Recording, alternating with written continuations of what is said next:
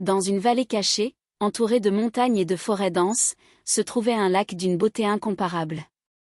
Ses eaux, si claires qu'on pouvait voir jusqu'à son fond, étaient connues sous le nom de lac de cristal. Les anciens racontaient que ce lac abritait un esprit protecteur, et qu'il exauçait les souhaits de ceux qui venaient à lui avec un cœur pur. Yara, une jeune orpheline du village voisin, rêvait de découvrir ce lac. Les habitants lui parlaient souvent de sa mère, qui avait été la guérisseuse du village, mais Yara se sentait incapable de marcher dans ses pas.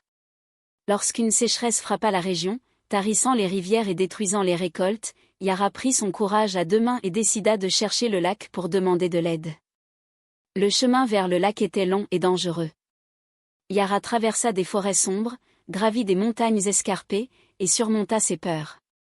Elle rencontra des épreuves, un loup blessé qu'elle soigna, un vieil homme perdu qu'elle guida, et des enfants affamés à qui elle offrit ses dernières provisions. Enfin, elle atteignit le lac de cristal, brillant comme un joyau sous la lumière de la lune. Elle s'agenouilla près de l'eau, les mains tremblantes, et murmura. « L'esprit du lac, sauve mon village.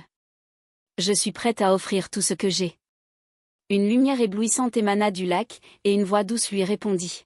« Tu as déjà offert ce que tu avais de plus précieux, ta bonté et ton courage. Retourne dans ton village. » Yara se réveilla près du lac, entourée de fleurs et de verdure.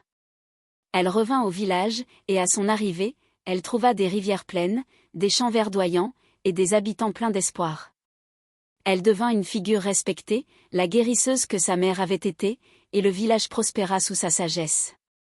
Cette histoire nous enseigne que la bonté, le courage, et les sacrifices désintéressés peuvent ouvrir des chemins que nous pensions impossibles. La véritable richesse vient du cœur.